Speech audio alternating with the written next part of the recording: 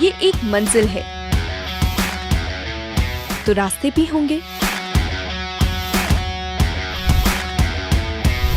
और एक मेंटर भी जो मुश्किलों को आसान बना दे। नतीजे संयोग नहीं होते, दूसरों से बेहतर स्कोर होते हैं। GS Score, an institute for civil services. Good career is a process, and mentoring at GSE Score is driven by primarily two objectives. One is empowerment and another is excellence. This is what we are known for. कामयाबी की राह पर 1000 से भी ज्यादा निशान। GS Score।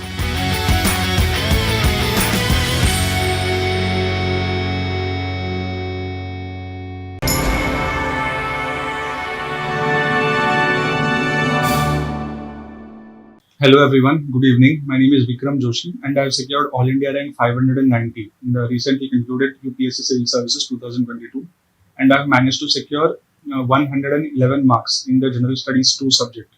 So I am here to share with you my strategy that I followed for securing good marks in GS2.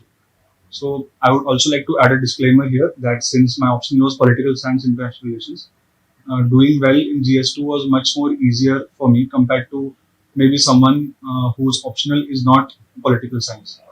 But this doesn't mean that only PSIR students do well in GS2. I would like to cover a few points which will help not just PSIR student but any non-PSIR aspirant as well in scoring triple digit marks in General Studies 2. So the first point that I would like to mention is please stick to the syllabus. There are 20 topics mentioned in the syllabus and it is given in the UPSC notification itself. So just take a printout of that and stick it in front of the wall where you sit to study and just go through this the syllabus regularly. This is very important for the new aspirants where you might feel overwhelmed by the sheer number of coaching materials and various PDFs and handouts that are available on the market or on Telegram as well. So having clarity regarding the syllabus really helps in maneuvering through the subject. So now I would like to cover the GS2 strategy topic wise. So one of the key topics of GS2 is international relations, and there are 3 or 4 different subtopics under IR, right? So I would like to say that for IR, again, my optional definitely helped me, but something that I managed to do as a layman for GS2 was also that I realized that of late the kind of questions being asked in IR is getting more analytical. For example, this time they asked in 2023 mains as to how closer ties between NATO and USA affects India's foreign policy interests. So I feel that this is something which maybe a traditional method of preparation will not help you to answer such kind of questions. This is something that requires some analysis about the subject. For this, it is necessary to read the editorials of various experts like C. Raja Mohan sir or Mr. Harish Pant from Observer Research Foundation or Stanley Johnny. So these are the various thinkers who will really help to get a perspective upon the various issues going on in IR and not just cram up points. One more point for IR that I would like to cover is the importance of drawing diagrams. But also it is not feasible to draw diagrams in each and every kind of question. For instance, in the question that I mentioned, the ties between NATO and USA, it is not feasible to draw diagrams, right? So in this case, we can maybe draw some interactive figures like maybe a block diagram or something like a flow chart that will help to understand the examiner what you have written. Now, one more very important syllabus topic in GS2 is governance. So governance covers 3 or 4 different topics. So for governance, of course, there are some aspirants who say that they have studied the ARC reports as well as the reports of various civil services reforms committee as well. But I feel that even the various handouts that coaching institutes provide, that is good enough in case you want to get a hang of the governance subject. So I followed the PDF that was given by Manifest IAS. And also in addition to that, I closely followed the previous year questions in governance. So previous year questions really help to understand some of the recurring areas. For example, this time e-governance was asked for 10 marks and e-governance was asked at least 2 times in the last 5 years. So this really helps to get a grasp of the trend. And also it's necessary in governance questions to write examples on each and every point that you mentioned. So of course it's necessary to draw to write subheadings in general in mains answers, but also in few topics like governance, examples play a huge role. And one more area is the constitutional and statutory bodies. So usually in this aspect, candidates might have a lot of doubt in their mind as to which sources are necessary in order to cover these comprehensively.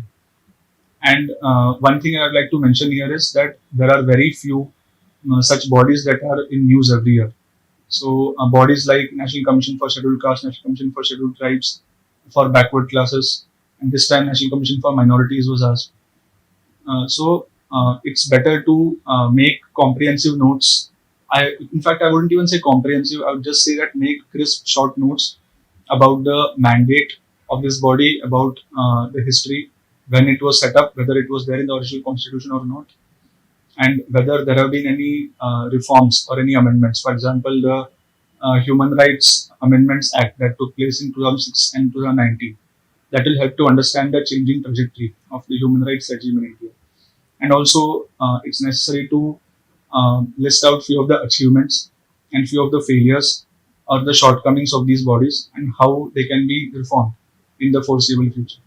So, at some point, you will realize that the structure of most of these bodies is similar, and also the reforms that are suggested, they are also on similar lines.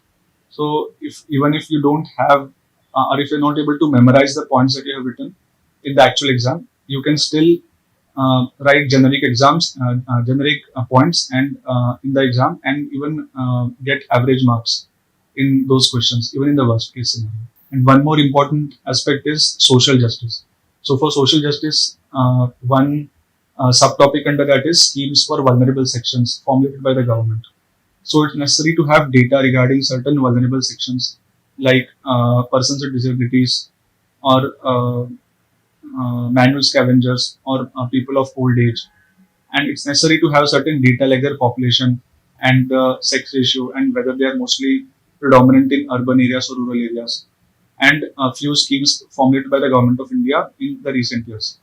So this will really help to write further points, and not just in social justice, but in these points can help you in other areas as well, as to what recommendations or what suggestions can be made based on the current data or the current status of these vulnerable sections. And as I've already mentioned, but I feel that this is something that most candidates ignore. So I'd like to say it once again that the importance of previous year questions.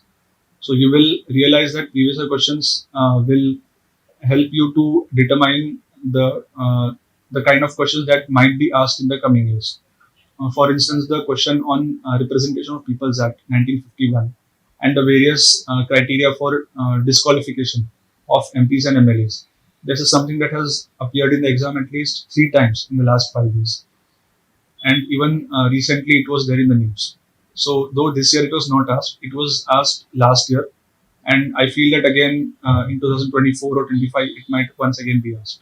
So this is why I always emphasize that previous year questions are the only constant friend for any aspirant. So with this, I would like to conclude my strategy video for UPSC Civil Services GS2 paper, and I hope this has helped most of the aspirants to get a clear idea of this paper. Thank you.